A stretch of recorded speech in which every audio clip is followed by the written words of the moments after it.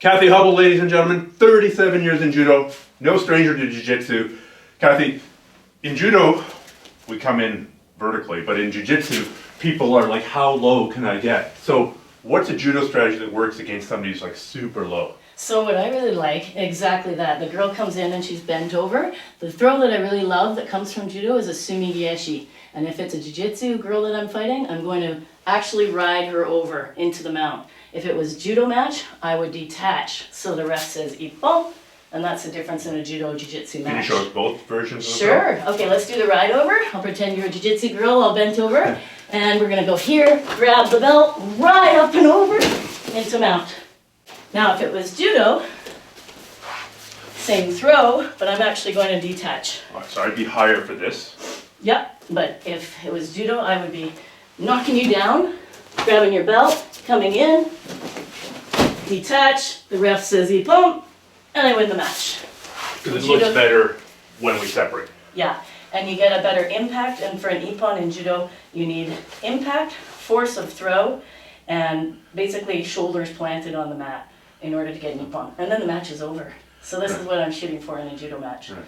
So when you're setting this throw up, you're first grabbing lapel to pull me forward. Yes. And so it's lapel, then belt. Grab. Yeah. So if I'm here, I'm gonna, if you're not as far down as I want you to be, I'm gonna drag you down and grab your belt.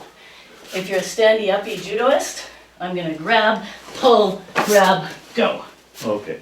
Now, some people, when they go against this kind of sumi gaeshi, they just sprawl. Yes. And certainly I've run into problems doing the sumi gaeshi this way. I do a different variation. It's my favorite. How do you deal with somebody who just like drops their weight and sprawls out? Is you're going here to the throw.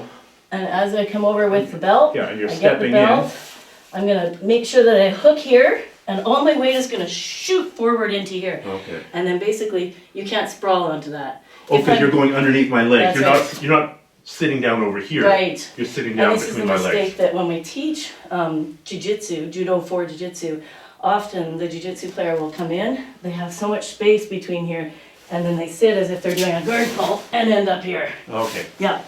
And it doesn't work. You actually have to shoot your whole body underneath. So you do it in slow motion? Okay, slow motion. So we're gonna go crunch you down, grab the belt.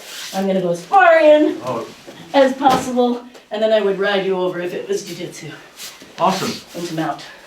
So this is classical sumi gaeshi. Yes. Yeah. Belt grab sumi gaeshi is what we call it. And it works for jiu-jitsu, usually because the person comes out quite bent over. Or some judoka, they like this as well. Or you can bend them over yourself. If you're in this position, it's easy for the belt grab. Okay. Awesome. Yeah. Are there any dangers of doing that? Like, is there somebody you wouldn't do that against? In a practice, we definitely always caution, especially children, when you're doing sumi gaeshi for the first time, we practice a lot of forward rolling break falls. Right.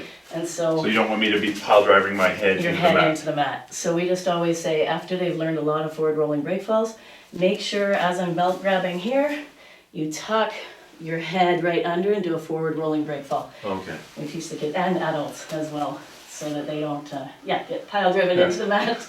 That's no fun. Awesome. Thanks so much, Kathy. No problem.